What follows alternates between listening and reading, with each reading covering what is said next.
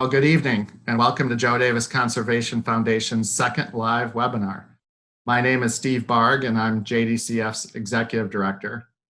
And I'm thrilled today to have with us local historian Dr. Darrell Watson and landscape architect George Belivix as our guest speakers and subject experts.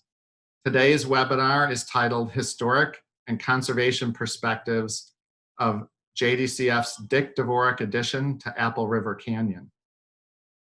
Before we get started, I wanted to thank our sponsors for tonight. That's First Community Bank, Apple River State Bank. They've committed to a 3-year sponsorship for our adult educational series, and their generous support allows us to bring this program to you tonight. To start off, we're going to do a little scene setter here for you. We're going to give you a 1 minute and 40-second introduction of a video that will set the images and really introduce you to this beautiful spot along the upper Apple River, known as the Apple River Canyon area. So enjoy this primer, and then we'll introduce our first speaker, Darrell Watson. As the glaciers of the last ice age bypassed the driftless area, the Apple River took a turn and cut a dramatic 8-mile canyon on a new course to the Mississippi. The canyon attracted early European settlers, but the town they established inside of it lasted only briefly before the river asserted itself again, swamping and sweeping the town away. The beauty of the place, however, and the wilderness, never stopped drawing sporting and nature enthusiasts. And finally, in 1932, the state of Illinois was persuaded to establish Apple River Canyon State Park on 297 acres. Today, the Apple River is identified as a primary environmental corridor, and Apple River Canyon State Park covers more than 1,900 acres over several parcels scattered along the canyon. Other parcels are also preserved in the canyon. Together, they provide habitat for a wide diversity of animals and plants, including 165 varieties of wildflowers. The Dick Dvorak addition adds 334 acres to Apple River Canyon's preserves, and Joe Davis Conservation staff are at work now to enhance the preserve for wildlife and people, including creating a trail system with dramatic bluff views.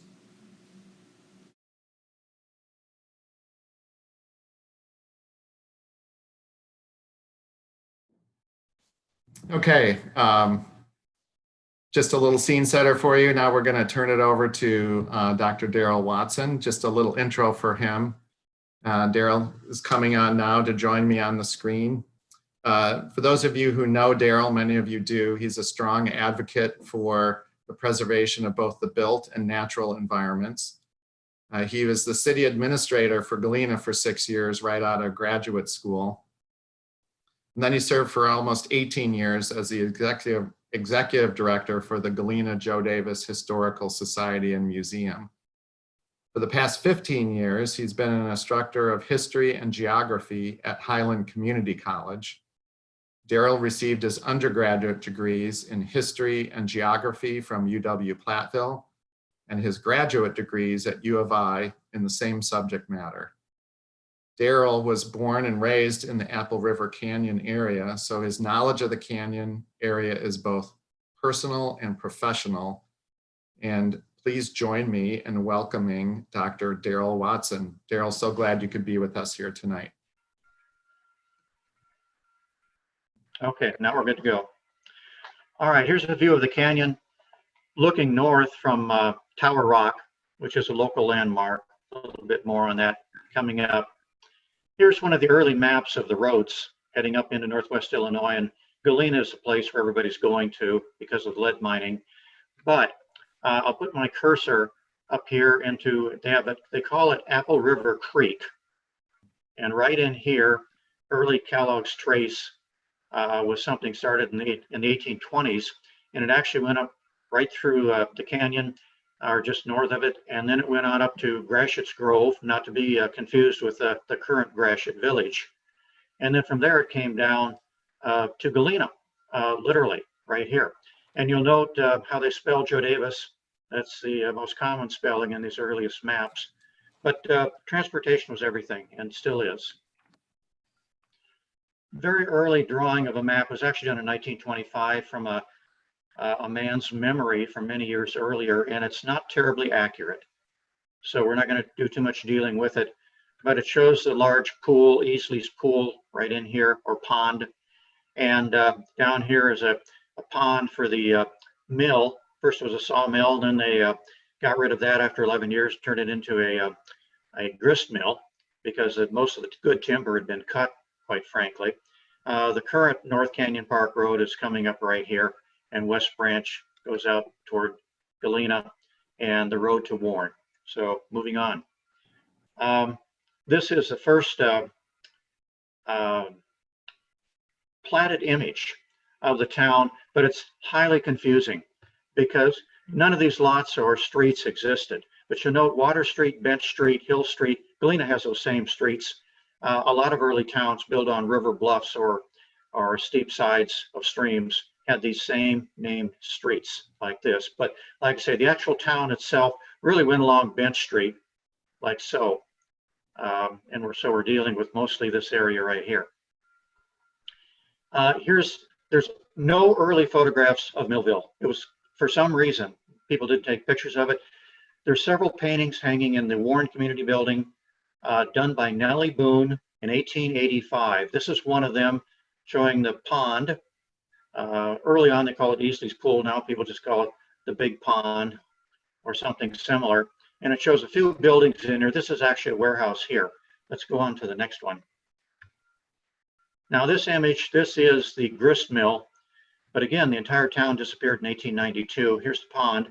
Here's this rock outcropping. Let me show you pretty much the same scene in 1920 with my grandmother standing and looking in that direction.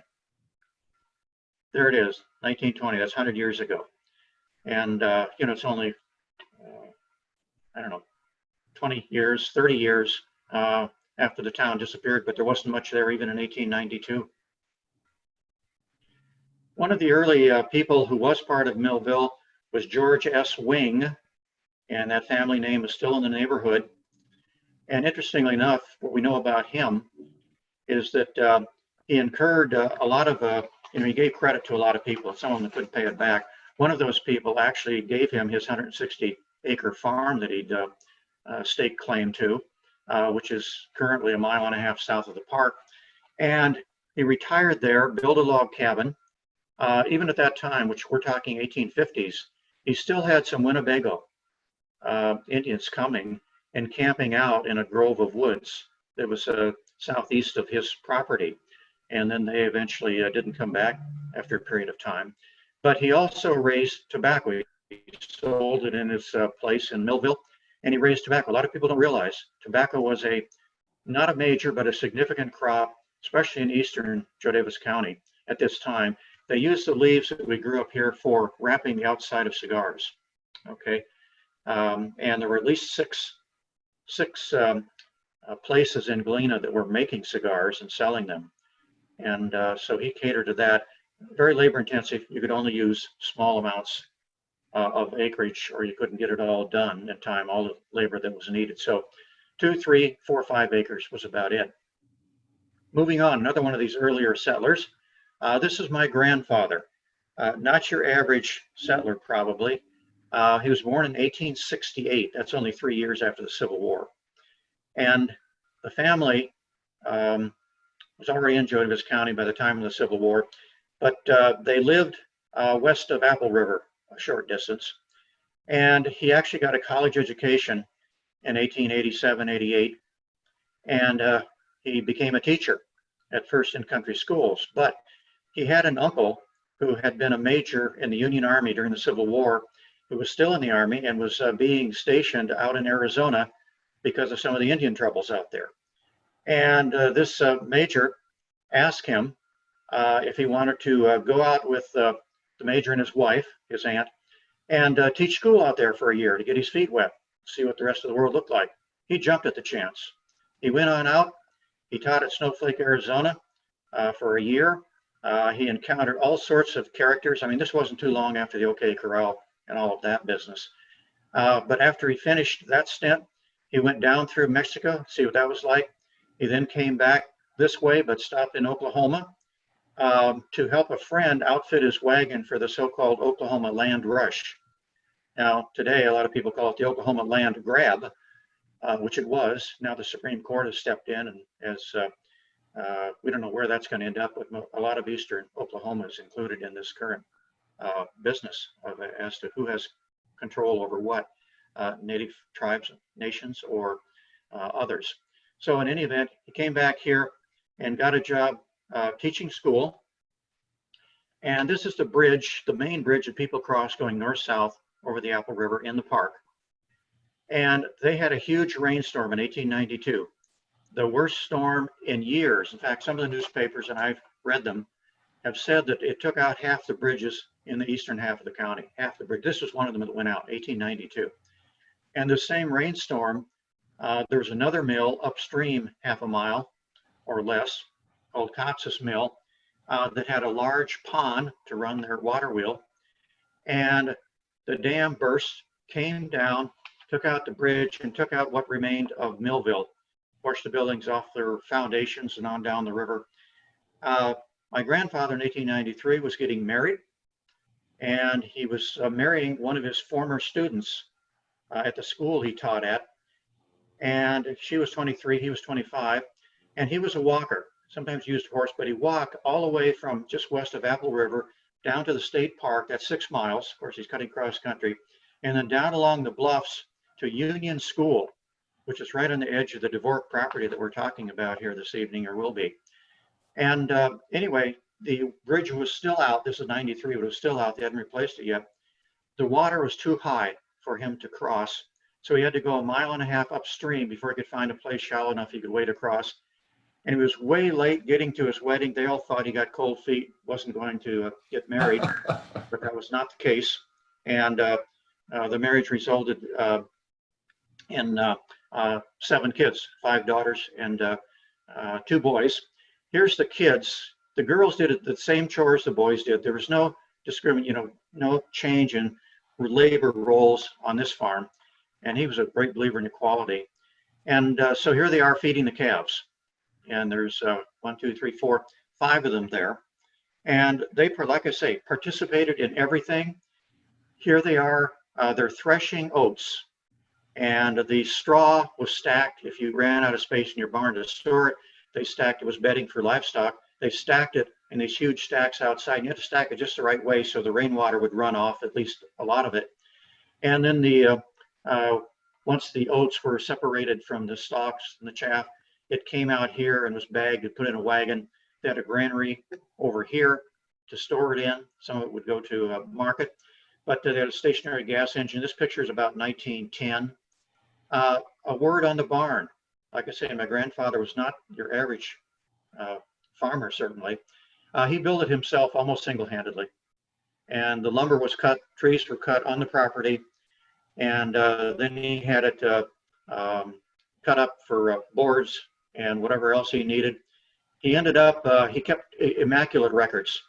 And he figured out when he got the lumber back from the sawmill that they had gypped him. He took him to court and won. Like I say, he got his ducks in a row. But if you look at this picture, my dad is right there on the left. There's 1, 2, 3, 4 or 5 kids in there. And here's my grandfather. Here's my grandmother. Like I say, they all did the same work. The land he had purchased, part of it went down the canyon, down the bluff, across the river, and up the bluff on the other side. And there was 8 to 10 acres on the other side. Now, most people would have said, okay, I'll trade that farmer over there for some land, or I'll sell it to him and maybe buy some somewhere else. Not my grandfather. No, he decided he would build a road down the sides of the canyon walls, down one side and up the other. And by the way, back then, I need to point this out for those who aren't aware of it, cattle and hogs grazed every inch of Joe Davis County, literally did. During the earliest years, you fenced in the crops, not the livestock. And in fact, in 1832, one of the early lead miners / farmers at Elizabeth, Apple River Fort, put an ad in the Galena paper indicating his hogs had disappeared from the Elizabeth area. They finally found them over on the upper reaches of the Plum River on the other side of the county. Back then, they branded and notched ears just like they do today. But yes, so everything was affected by this. Well, he went ahead and built his road. It wasn't done in a year, it took several years, and he got a lot of help from his two boys who grew to hate maintaining that.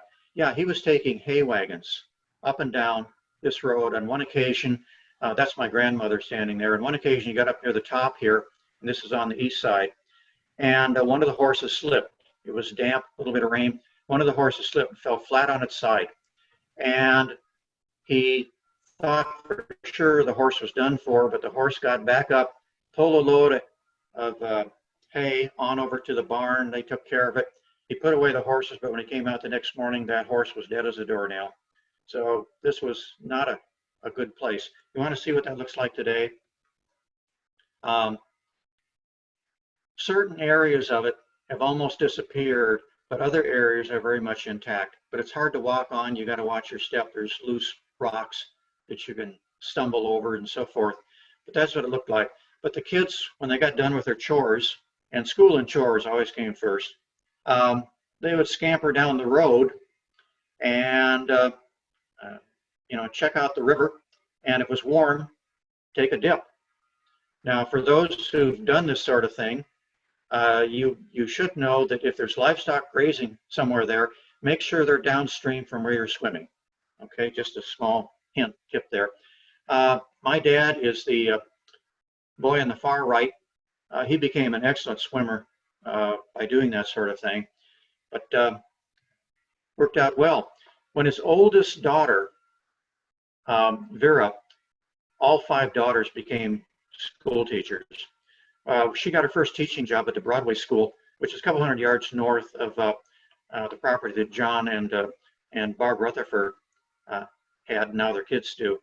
And that's you had to go down the canyon, cross the river, back up the bluff on the other side, and then walk 2 miles to get to that school.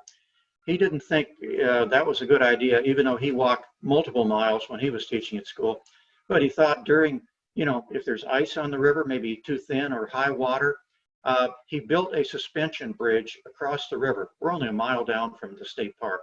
A suspension bridge across the river so that his oldest daughter could always get to school on time, and that was very important to him. Once he got it built, all the neighbors had to come and see it, try it out, and so forth. So it was quite the talk of the neighborhood.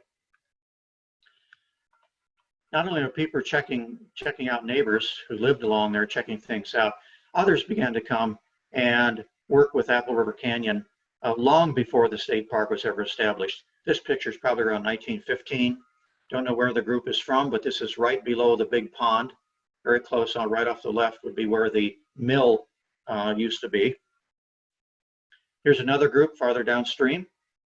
I think this group is from Warren, but yeah, they're coming from the Stockton area, from Warren, Apple River, and even Galena. Here's the guy standing. He's standing on top of Tower Rock. I did find one reference to one newspaper article that said so many farmers were worried in the 1920s about some loose rocks up on top of Tower Rock that they brought somebody in with explosives to blow them off, and then they cleaned off the top of the rock so it would be safer. We got white pines in the background here, you can see.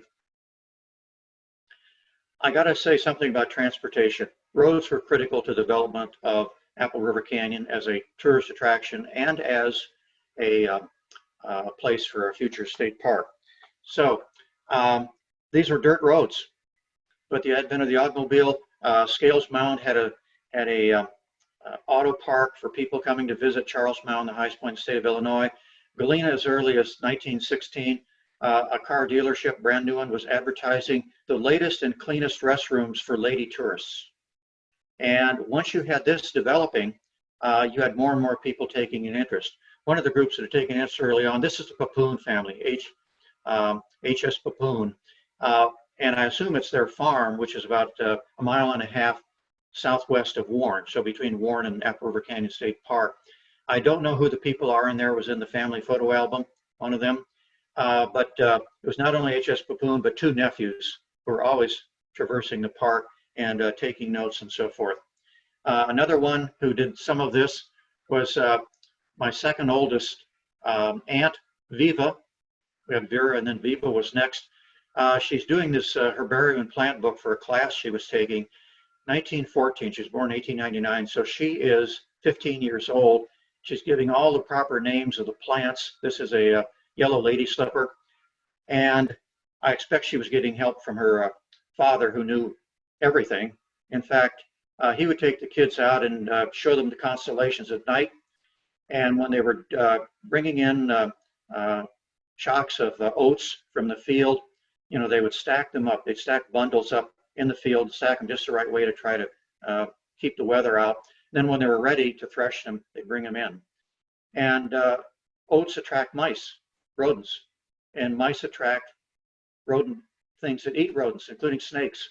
He would not let them ever kill a snake if they pulled up the oats and there's a snake down beneath on the ground, because he said they eat mice and mice eats our, you know, bread and butter, so let them go.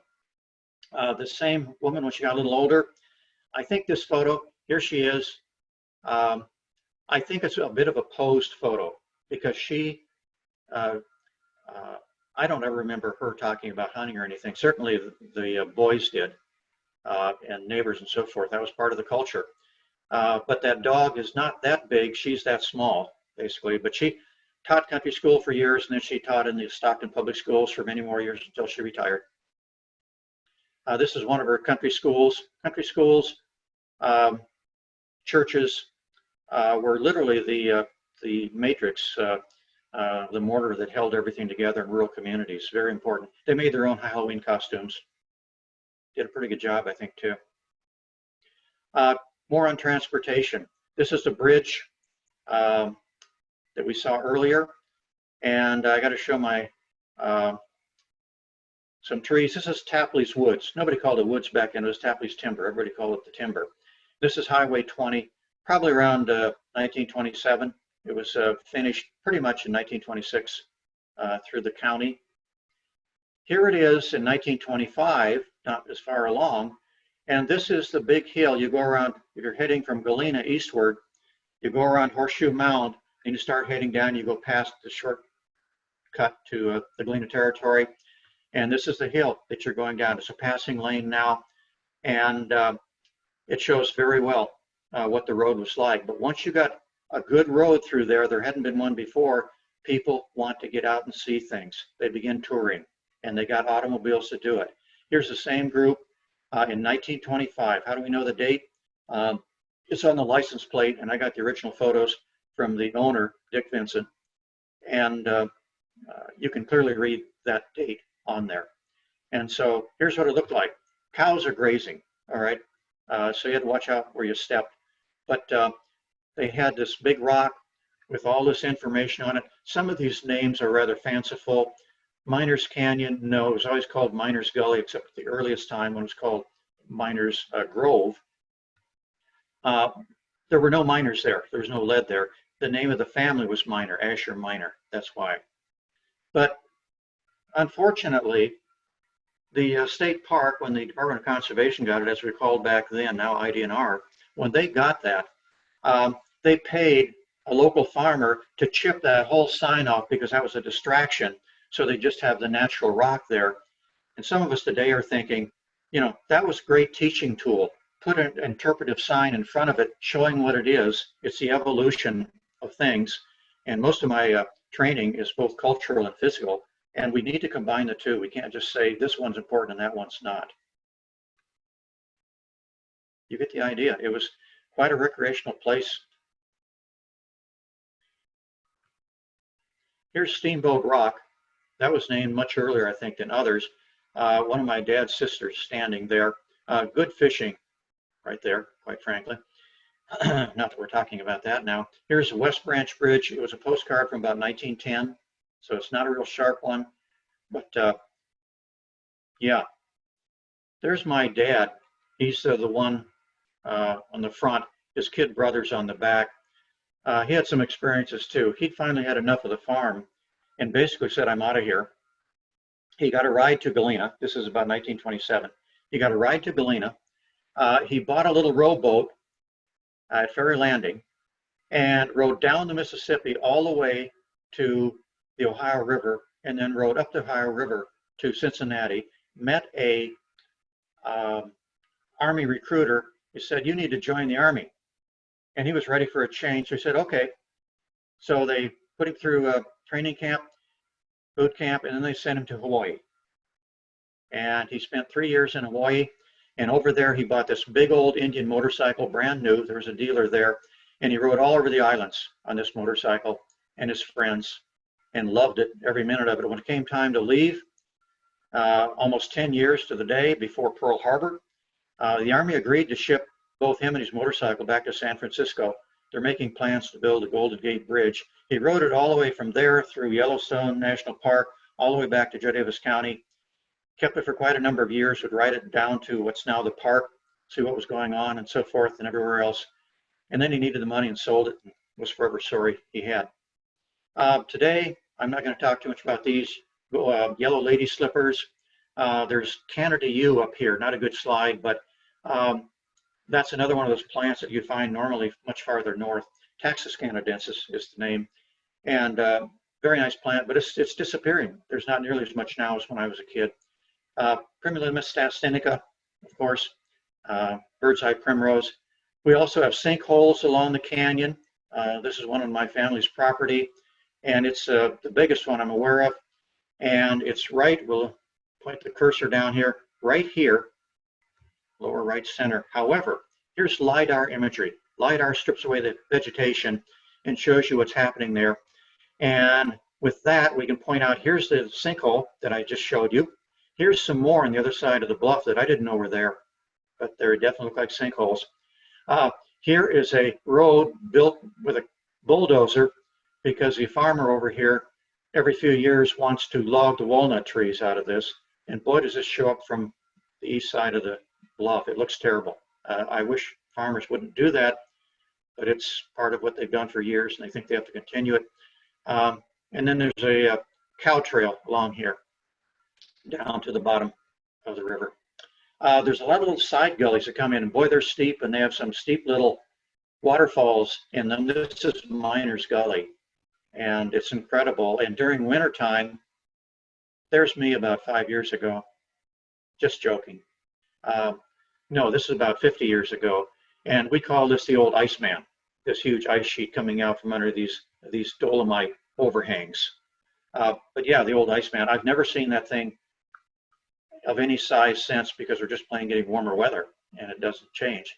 I actually, in my college years, put some walking trails through one section of our family's timber, and neighbors and so forth would use them. Little bridge over the little ravine there. Good place to go and pick flowers in the springtime. Very relaxing. Everybody enjoyed it. Okay, here are some of these names. I was surprised. This is about 1927 map. Vic, Berkwin. There's, of course, George Watson in there. There's McKee in here. Redfern, Kish. I was surprised how many of those names are still in the neighborhood. Maybe not on the same land, but still in the neighborhood. So there's still a cohesive community there, even though kids are moving away where jobs are and so forth. State Park was formed, okay.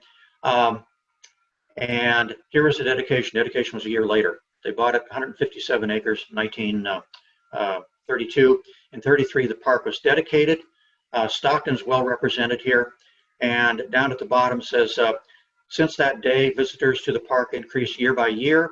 A record of the attendance is not available. 4th of July and Labor Day have been banner days. At that time, 5,000, 8,000 to 12,000 have visited. In September of 54 alone, there were more than 1,200 campers. A lot of the best information and latest information on Millville is in this document done by Floyd Mansberger and his Fever River Research Company. He's done a lot of work up here. And if you, let's see, maybe that can, that's not going to go. In any event, if you want a link to this building or to this document, it was done for the IDNR, let me know, and I'll give it to you. It's on the website, and is a great great information. They did several trenches and other types of archaeological digs like shovel digs. And in a nutshell, they found out that the canyon, the state park area, is a gold mine of cultural resources, absolute gold mine. They found all sorts of stuff. And they thought initially, hey, it's going to all be washed away by the river flooding. There's a flood of that main river bridge has been replaced now. There's a one 3 years ago that was so bad. The local farmers told the engineers out of Dixon, they said, don't put a pier in the middle of the channel because this is what's going to happen. They said, oh, this little stream, it's not going to do anything like that. Well, it did. Here it washed out the pavement on the south side of the bridge, all the way down toward the big pond, which is down here. The old mill was over here. Here you can see chunks of stuff were coming down. This is 5-6 feet up in this sycamore tree. Really did a number of things. The road was closed for a long time. The archaeological report found these kinds of things that you see here. And yeah, a knife. This is tableware, knife, fork, spoon.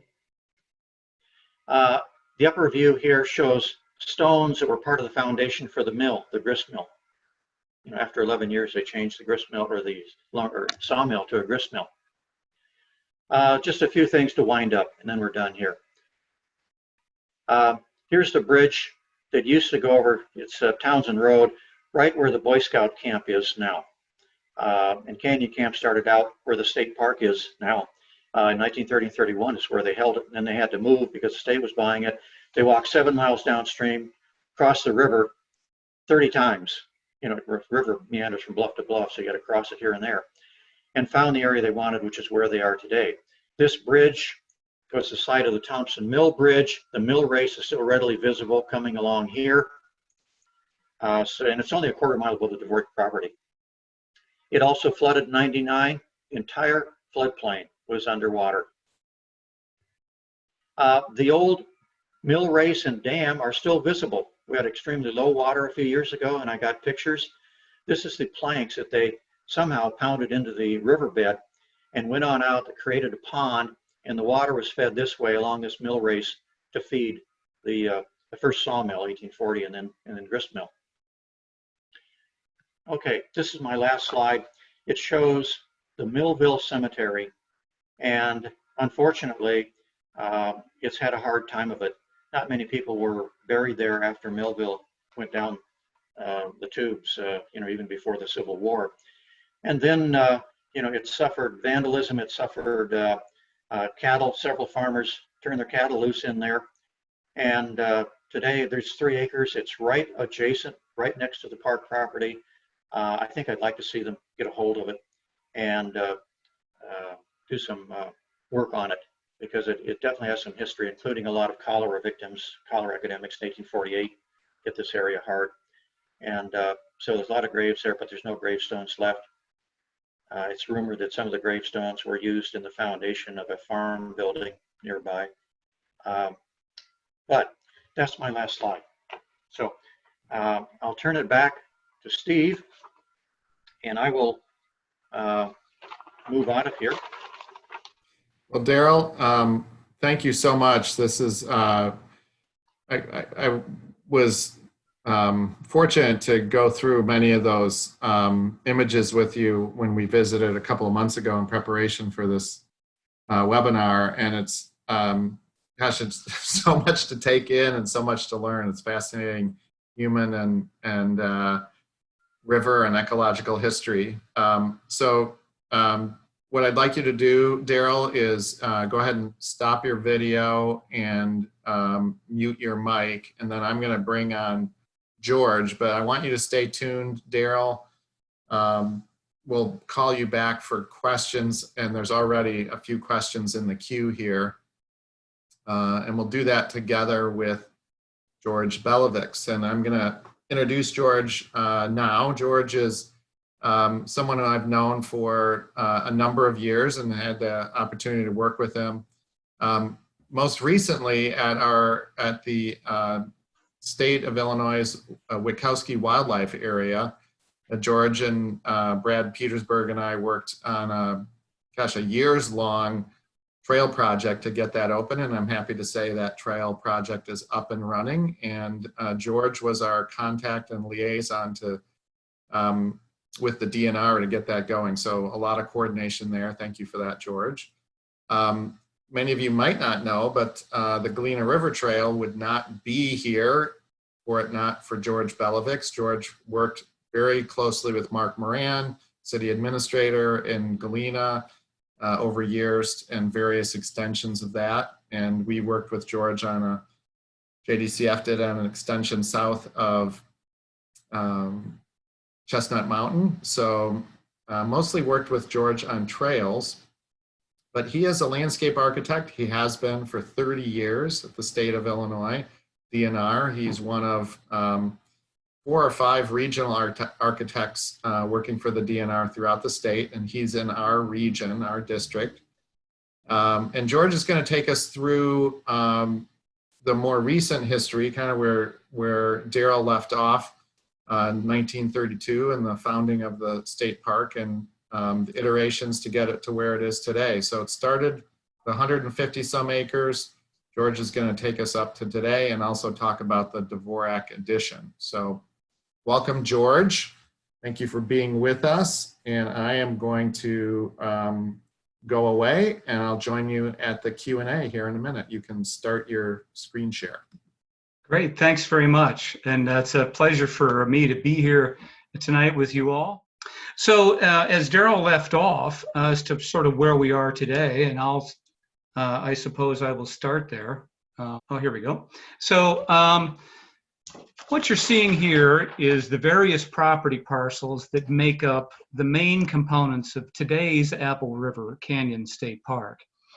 As you can see, the assembly protects many individual segments of the river, along with its watershed and floodplain, and the unique aspects each property brings itself, such as microenvironments and plant or animal habitats special for where they are along the river system.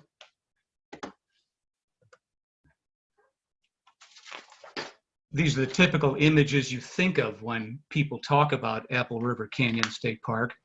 Those of the areas right around the original park spaces, with carved limestone walls, clear water, scenic vistas.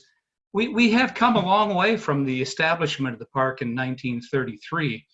So let's look back briefly to when my former colleagues were beginning the planning for the park and its special places. So we'll just go back in time.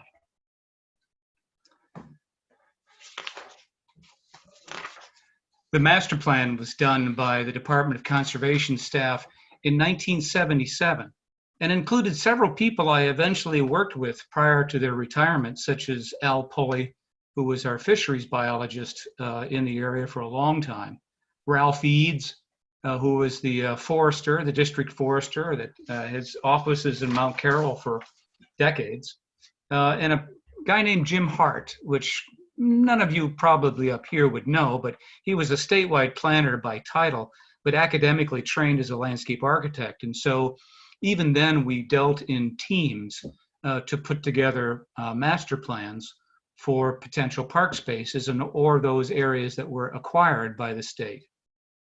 And so here they focused on the original dedication and potential expansion of the park.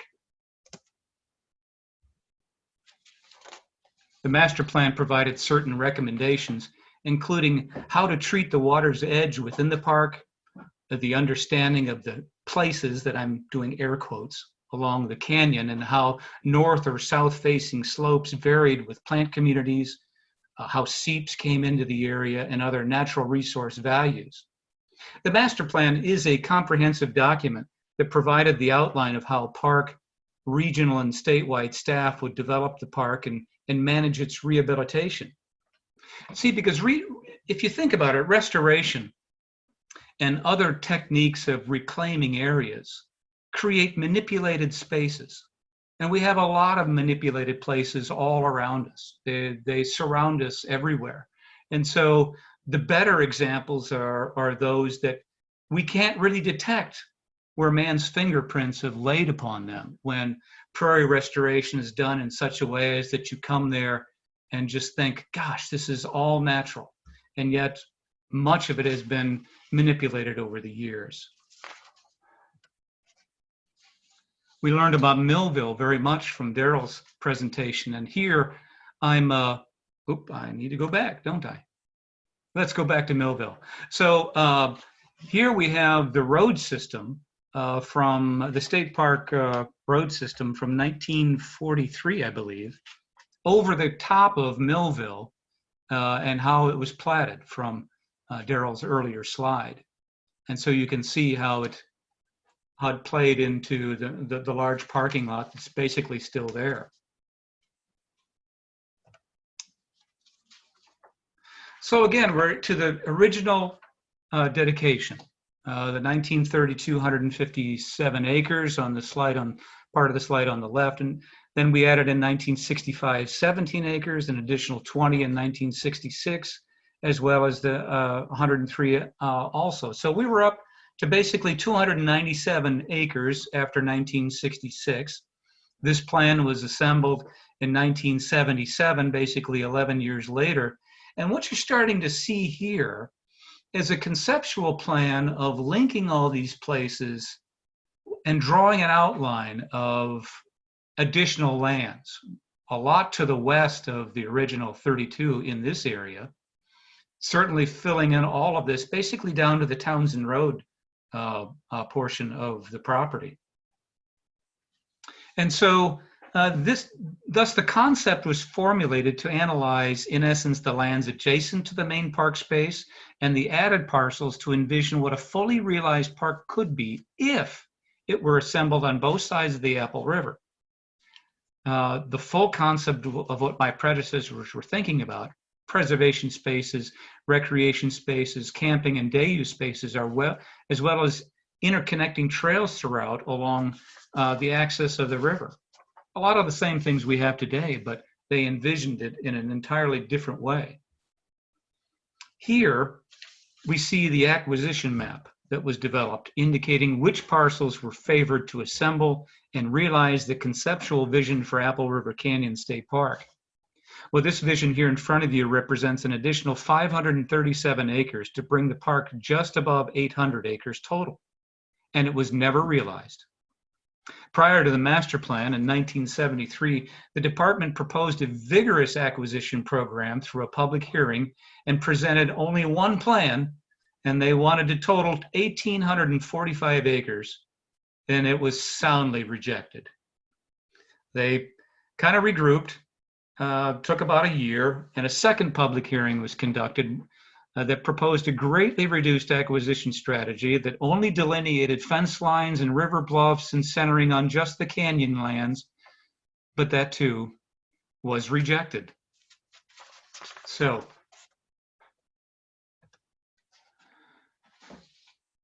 now we've come full circle. And though the master plan suggested a park of over 1,900 acres, it did so with the thought of defined assembly by willing or unwilling sellers. Today, our website touts the size of Apple River Canyon State Park as 1,907 acres, and the department acquires property through willing sellers and through partnerships with entities like Natural Land Institute, the Trust for Public Land, Nature Conservancy, and of course, Joe Davis Conservation Foundation, whom without their involvement, the Dvorak property, I believe, would not be part of our discussion tonight. The Dvorak property does a few things when we consider property for acquisition. First, it's another piece of an important puzzle of properties respecting and protecting the Apple River proper. Then secondly, due to its size, protects the watershed leading to the river. So best farm management practice in the short term can manage agricultural fields and row crops, then through restoration of prairie and forested areas, which would have historically existed. So JDCF is a valued partner for their advocacy, their foresight, and ability to get things done, and their adherence to natural resource protection for future generations to become aware, then appreciate, and finally become stewards of these important properties of Joe Davis County and of the state of Illinois. And so with my last slide, I'll just give you my contact information so that you can all put that down. The best place to call me is on my cell phone.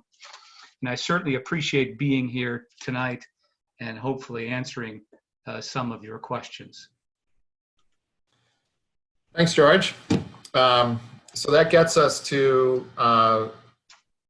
present day and the Dvorak acquisition, which happened in December of 2019. And we're hard at work out there restoring the woods, putting in a trail system, getting ready to plant a large sedge meadow down in an old agricultural field right on the river. I've been out there several times. I've been fishing along its banks. I took a little tour in a kayak I probably shouldn't have done. Got my hand slapped appropriately. Should have went with you.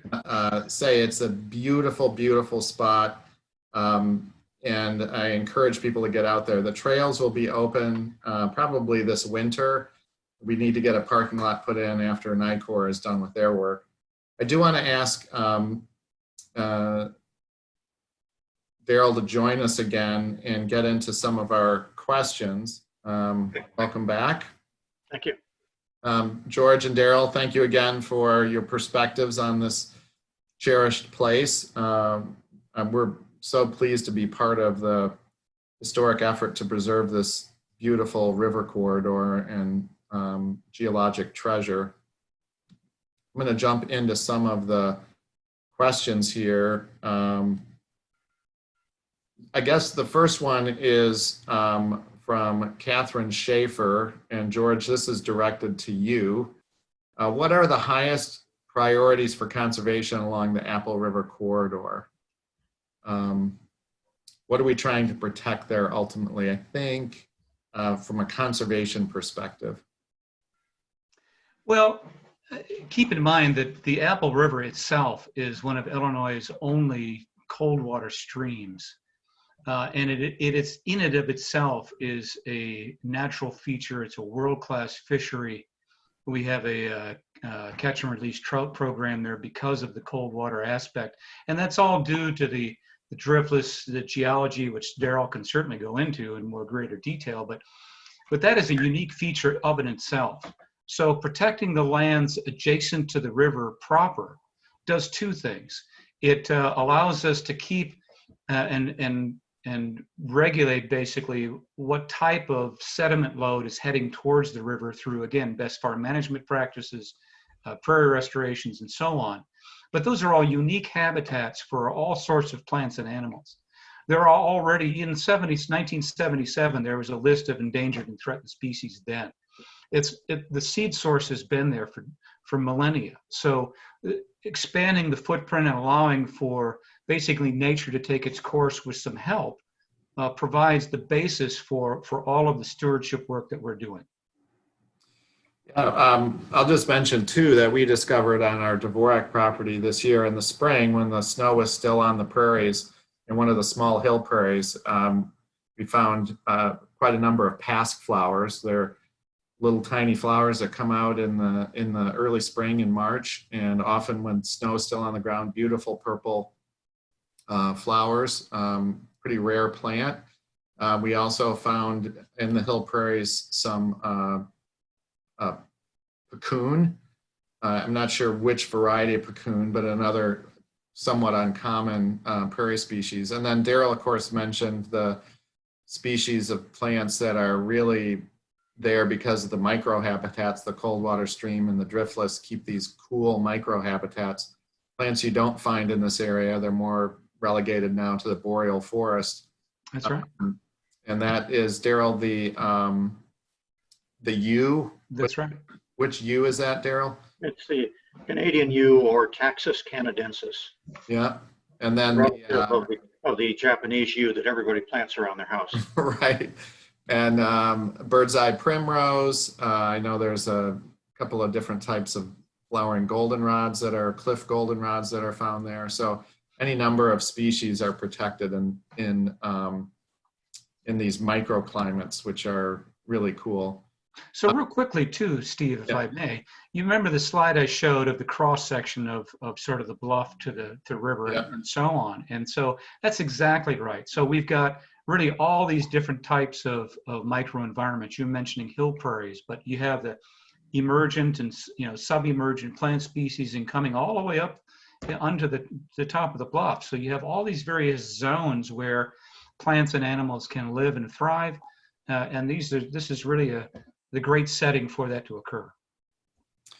Good point. I'm going to shift to another question here. Is there public access to the Lidar images of Joe Davis County? Darrell, you showed one of those Lidar images. They're pretty cool. I know that you can get those through the Illinois Geologic Survey, which is part of the University of Illinois.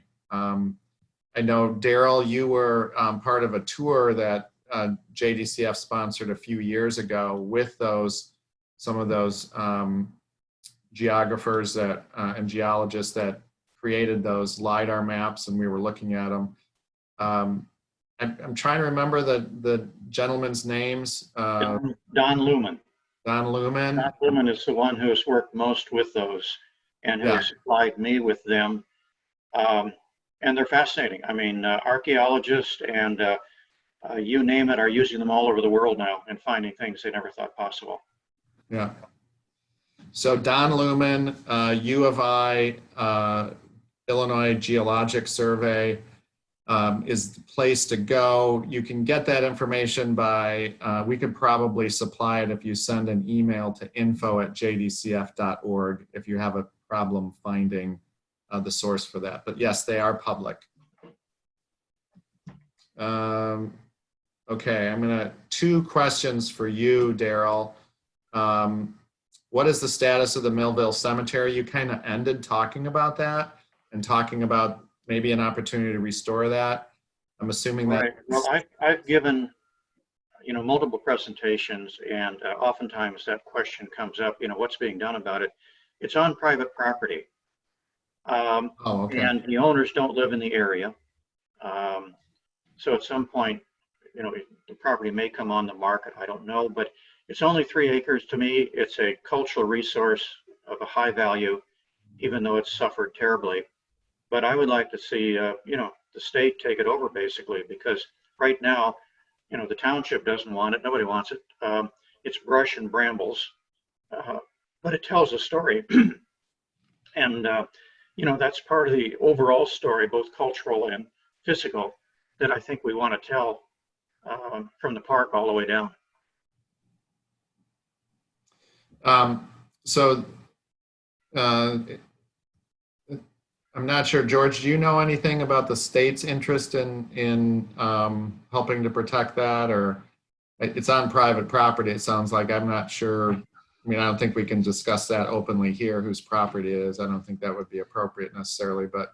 Right, but let me say this, is that I would agree with Darrell that in many cases our state park properties include former cemeteries that were either Native American for that matter, or all the way through settlers. So I would agree with you that it has a cultural story to tell. It certainly has a cultural story to tell with Apple River Canyon State Park. And if it became available by the owners, we would certainly be interested in it. Okay.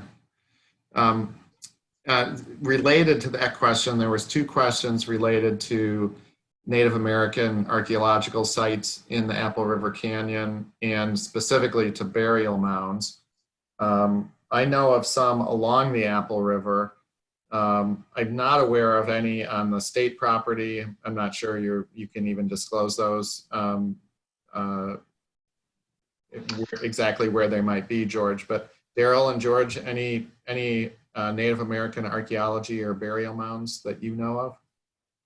I'm not aware of any on state property.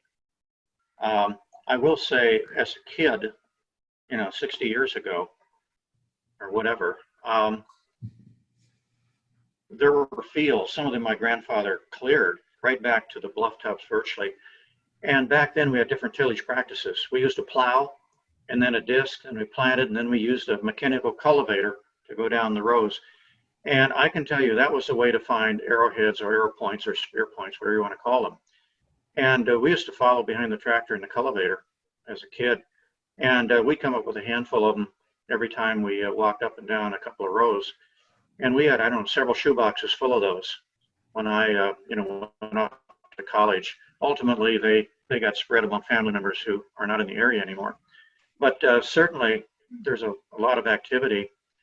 And yeah, I would like to know, I suppose Phil Millhouse would have the best handle on that one.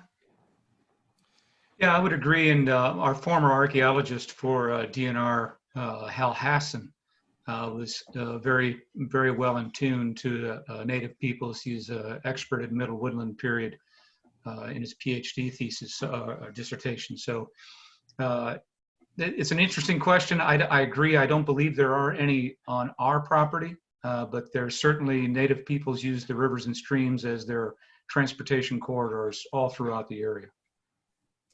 Yeah, and then there was a specific question, is there any on the Dvorak site? We do a phase 1 archaeological survey on all the properties we buy.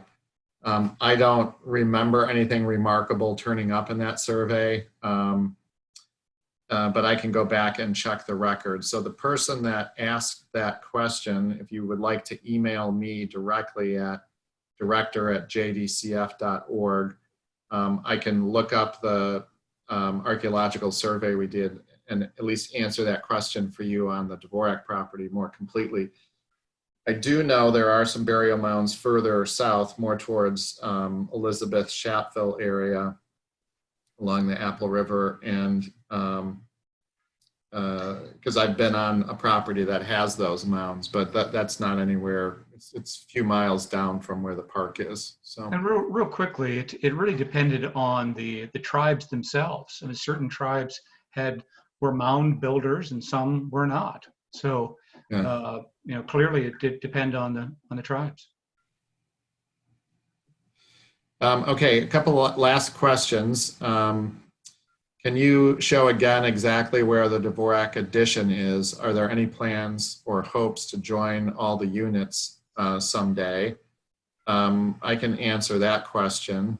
And then from Nancy Winter, George, does the IDNR still have the vision to complete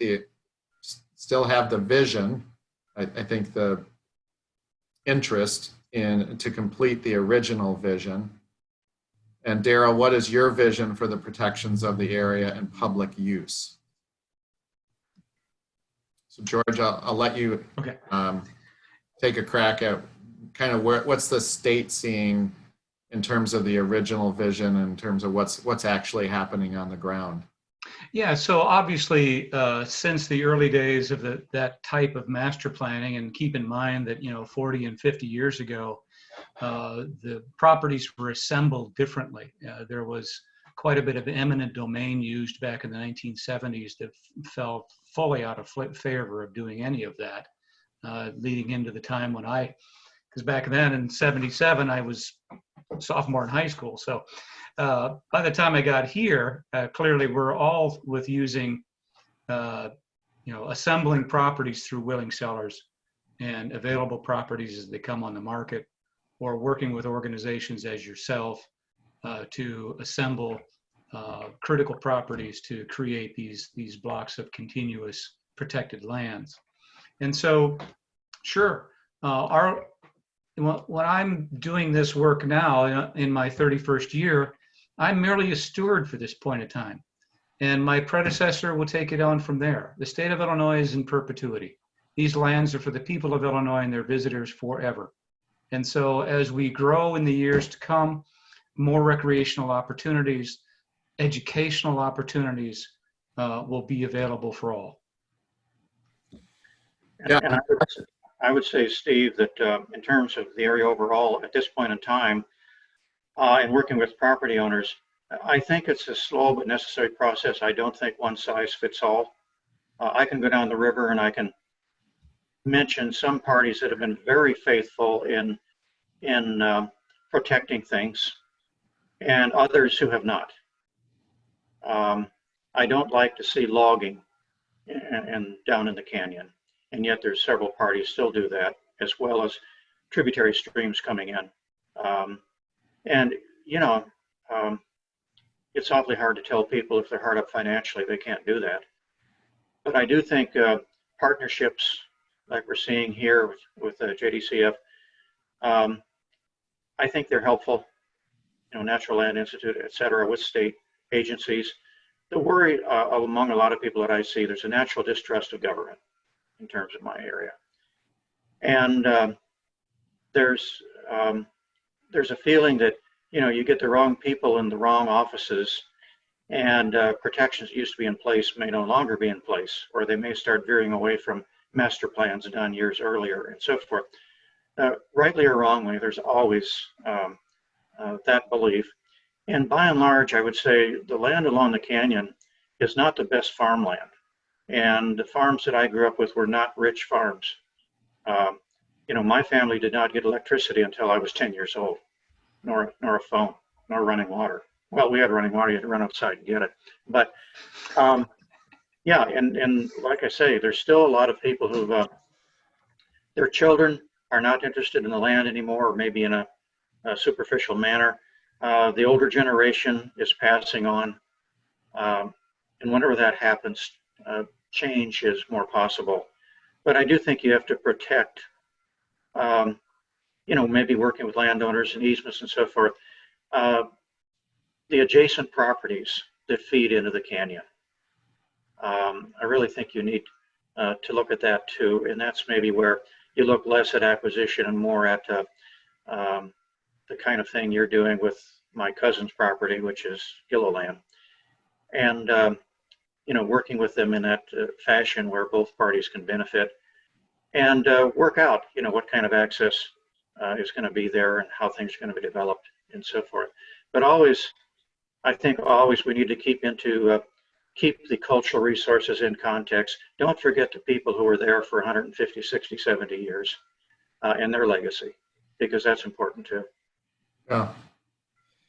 Well, I'll close just by saying we're Joe Davis Conservation Foundation is going to be here for a long, long time, and the Apple River Canyon area is an area that's been of interest for us for a long time. We've worked with partners there, and this is the first time we've actually been able to acquire a piece of property through JDCF.